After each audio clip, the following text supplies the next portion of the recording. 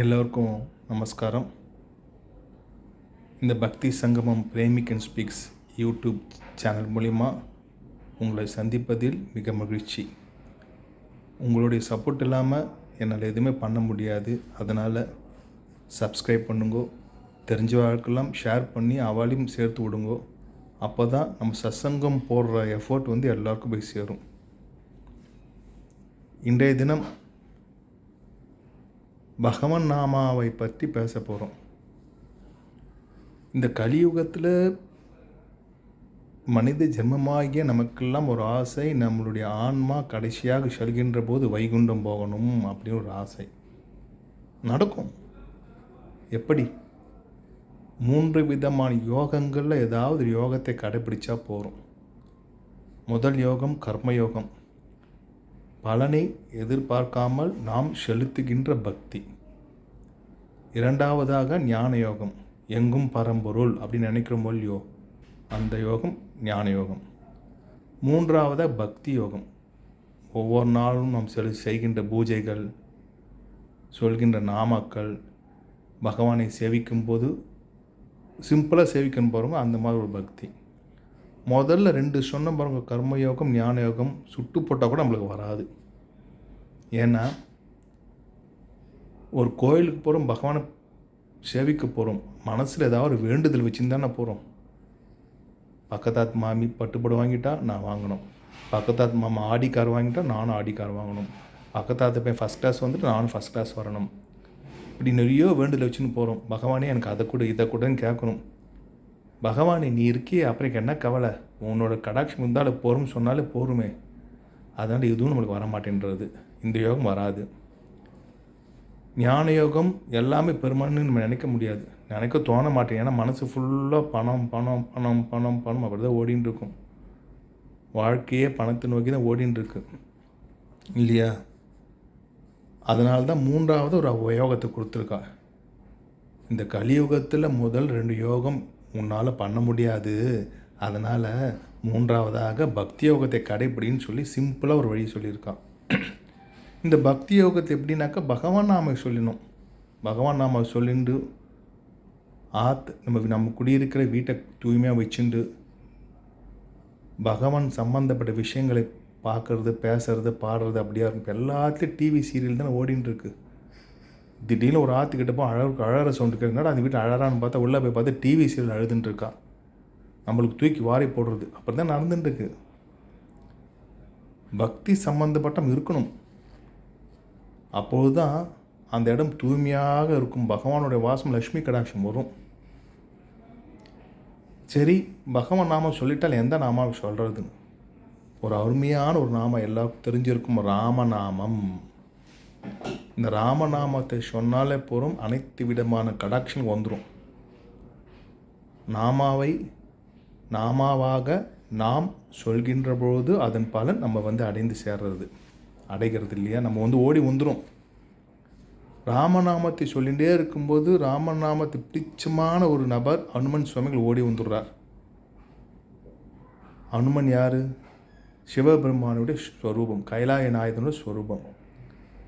அனுமார் வந்துட்டார். இவர் வந்ததுனால சிவபெருமான் வந்துட்டார். கைலாய வாசனும் பக்தனை பார்க்க கிளம்பிட்டாரேன்னு சொல்லிட்டு பார்வதி தேவி ஓடி வந்துடுறா. தாய் தந்தையர் கிளம்பிட்டாலே சொல்லிட்டு விநாயகர் ஓடி வந்துடுறார். தாய், தந்தை, அண்ணன் 3 பேருமே கிளம்பிட்டாலே சொல்லிட்டு முருகனும் ஓடி வந்துடுறார். இவன் எல்லாரும் ஒன்று சேரி இருக்கிற இடம் லக்ஷ்மி கடாட்சம் இறந்த இடமா மாறுது. லக்ஷ்மி தாயாரும் வந்துடுறார். தாயாரும் கிளம்பிட்டாலே சொல்லிட்டு வைகுண்டத்திலேருந்து பகவான் நாராயணனும் கிளம்பி வந்துடுறார். கைலாய மலையிலும் யாரும் இல்லை, வைகுண்டத்திலும் யாரும் கிடையாது. பிரம்மலோகம் மட்டும் சும்மாவா? பிரம்மன் என்ன செய்கிறார்? வாணி, சரஸ்வதி எல்லோரும் பக்தனை பார்க்க போயிட்ட ராமநாமம் சொன்னதுனால நம்மளும் போகணும் இல்லையான்னு சொல்லி அவளும் கிளம்பி வந்துடுறார். இப்படி ஒரு சேர் எல்லோரும் ஒரு இடத்து வரும்போது எவ்வளோ ஒரு கடாட்சம் கிடைக்கிறது அந்த ஒரு நாமம் சொன்னதால். நான் ராமநாமம் சொல்லிட்டு எல்லோரும் வந்துருவாளான்னு சொன்ன உடனே வந்துட மாட்டான். சொல்லிகிட்டே இருக்கணும். பிரேமை கலந்த பக்தி, பிரகலாதனை போல் பக்தியோடு நாம சொல்லிகிட்டே இருக்கணும். அதான் சொன்ன பார்த்தேலா, நாமாவை நாமாவாக நாம் சொல்லணும். அது ஒரு ஆசை, ஒரு பிரேமம், ஒரு பக்தி வரணும். அந்த பகவான் நம்ம சொல்லணும், ராமான்னு சொன்னாலும் பகவான் ஓடி வந்துடணும். ஸ்ரீமத் பாகவதத்தில் அஜாமிலன் சரித்திரத்தில் பாருங்கள், தன்னுடைய குழந்தை ஒன்று நாராயணன் திருநாமம் கொண்ட குழந்தை கீழே விழும்போது நாராயணான்னு சொல்லும்போது அஜாமில பிராணனை போயிடுறது. அவருடைய உடனே என்ன செய்கிறார், வைகுண்டம் போயிடுறார் இல்லையா. ஷார்ட்டாக சொல்லிடுறேன், பாகவதம் பெரிய கடல். எதுக்குன்னா தெரியாமல் நாராயணன் சொன்னதுக்கே வைகுண்டம் அஜாமிலன் கிளம்பிடுறானே. தெரிஞ்சு பகவான் நாம நம்ம சொன்னால் எப்படி இருக்கும். அதனால் எல்லாம் யோசித்து பார்க்கணும். நாமாவை நாம் சொல்லணும், நாமாவாக சொல்லணும் இல்லையா. இதெல்லாம் குழந்தைங்களுக்கு சொல்லிக் கொடுக்கணும். இந்த கலியுகத்தில் பார்த்தோன்னே ஒவ்வொரு குழந்தைகிட்ட ஆண்ட்ராய்டு மொபைல் தான், எல்லாம் கேம்ஸ் ஆடின்னு இருக்கா, வீடியோ பார்த்துட்டு இருக்கா. குழந்தைக்கு நல்ல விஷயம் சொல்லித்தரும். இதனால் பின்னாடி என்ன மாதிரி கெட்ட என்ன சொல்கிறது, கெட்ட என்ன சொல்கிறது, உடலுக்கு தீமைகளை வரக்கூடிய விஷயம் நடக்கும்போது தெரிய மாட்டேன்றது. சதா மொபைலை கொடுத்துறா குழந்தை, தன்னை தொந்தரவு பண்ணாமல் இருந்தால் சரி, மொபைலை கொடுத்துறா, அது வீடியோ ஆடிட்டு கண் இப்படி ஸ்பாயில் ஆகிடும் பாருங்க, ட்ரை ஆகிடும் கண். எவ்வளோக்குள்ள மொபைல் பார்த்துட்டே இருக்கும் அவ்வளோ கை ட்ரை ஆகிடுதுன்னு சொல்கிறான்.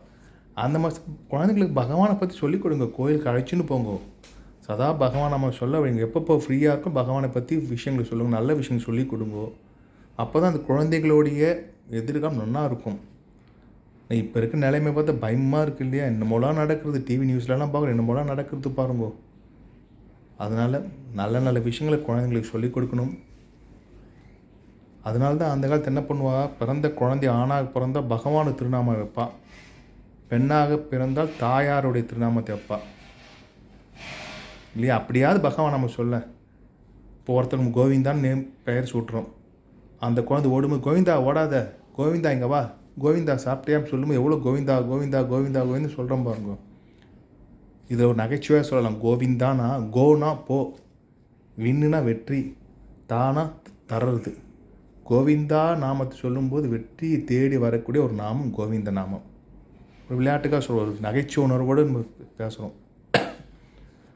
அதனால தான் தெரியாமல் பகவான் நமக்கு சொன்னதுக்கே எவ்வளோ பயன் வருதுன்னா, தெரிஞ்சு நம்ம பகவான் நமக்கு சொல்லும்போது எவ்வளோ விதமான கடாட்சங்கள் நம்ம தேடின்னு வருது.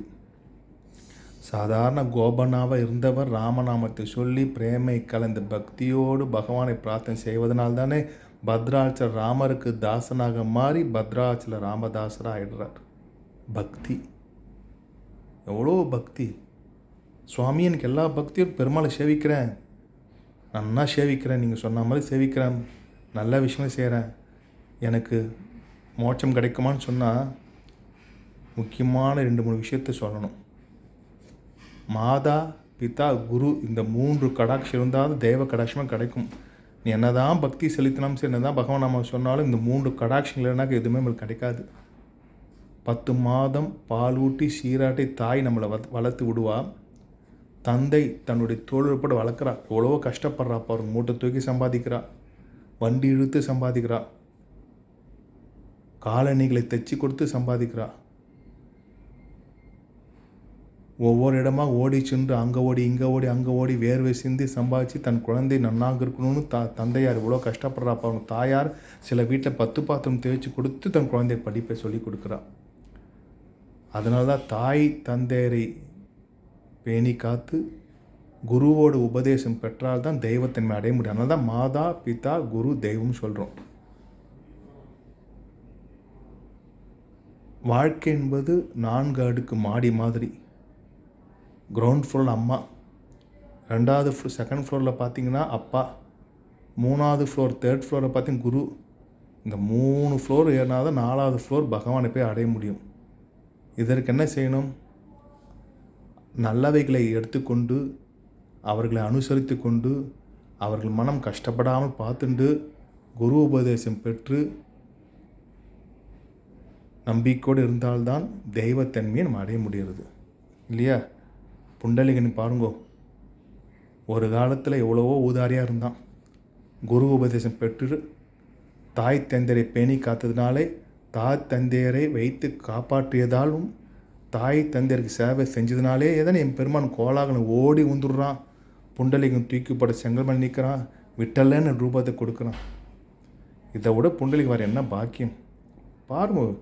இவ்வளோ சேவைகளை செய்யும்போது பகவானே ஓடி வந்துடுறார். அதுபோல தான் நாமும் நல்ல விஷயங்களை செய்யணும். பெற்றவர்களை கடைசி வரைக்கும் வச்சு காப்பாற்றணும். இப்போ பாருங்கள், நிறைய முதியோர் இல்லம் எவ்வளவோ வந்துடுத்து. பார்க்கறதே கஷ்டமாக இருக்குது. எங்கம்மா உங்கள் பையனா அமெரிக்காவில் இருக்கான், எங்கம்மா உங்கள் பையன் இருக்கான்னா அவன் ஒய்ஃபை கல்யாணம் பண்ணிட்டு இங்கே ஒருத்தர் இருக்கான்பா அப்படின்றான். இதான் தேவையா? ஒரு தாய் தந்தை விடுகின்ற ஒரு சொட்டு கண்ணீர் 1000 கோடி பாவத்துக்கு சமம். நம்ம என்னதான் பணம் இருந்தாலும் எவ்வளோதான் பக்தி செலுத்தினாலும் தாய் தந்தையர் கண்ணீர் விட்டுட்டானா என்னதான் மனு ஜென்மம் எடுத்தாலும் அந்த பாவம் எப்போது வேணும் நம்ம பின்னாடி தொடர்ந்துட்டே இருக்கும். எந்த ஒரு விமோச்சனமும் கிடையாது, எந்த ஒரு பரிகாரமும் கிடையாது. அதனால தான் அம்மா அப்பா வச்சு காப்பாற்றணும். என்னதான் சொத்து சுகம் வந்தால் கூட அவளால் தான் நம்ம வளர்ந்தோம், அவளால் தான் நம்ம படித்தோம், அவர்களால் தான் நம்ம வளர்ந்துருக்கோம் அப்படி நினச்சிண்டு அனுசரிச்சுண்டு அவளை வச்சுண்டு கடைசி வரைக்கும் காப்பாற்றும் போது தான் அனைத்து விதமான யோகங்கள் செஞ்ச பலன் நமக்கு வருது. உன்னை ஞாபகம் வச்சுக்கணும். தாய் தந்தையரை நல்லா சந்தோஷமாக வச்சுண்டு அவர்களை காப்பாற்றுகின்ற பொழுது தான் 3 விதமான யோகம் சொன்ன பாருங்க, கர்மயோகம், ஞானம், பக்தி யோகம் ஆட்டோமேட்டிக்காக நம்மளை வந்து சேர்ந்துடும். அதனால் இவர்களையும் சந்தோஷமாக வச்சுண்டு பகவான் நாமாவையும் பிரார்த்தனை பண்ணிட்டு பிரேமை கலந்த பக்தியோடு நாம் இருந்துண்டு நம்மை தொடரும் குழந்தைகளுக்கும் நல்லவைகளை சொல்லிக் கொடுத்து அவருக்கும் நன்றாக வளர்த்தால்தான் நம்முடைய எதிர்காலம், குழந்தைகள் எதிர்காலம் சுபிக்ஷமாக இருக்கும், சந்தோஷமாக இருக்கும் என்று சொல்லிண்டு உங்களை அடுத்த ஒரு வீடியோவில் இன்னொரு தலைப்புடன் சந்திக்கிறேன். ராதே கிருஷ்ணா. ஸ்ரீயகாந்தாய கல்யாண நிதேதினாம் ஸ்ரீ வெங்கட நிவாசாய ஸ்ரீனிவாசாய மங்களம். ராதே கிருஷ்ணா, ராதே கிருஷ்ணா, ராதே கிருஷ்ணா.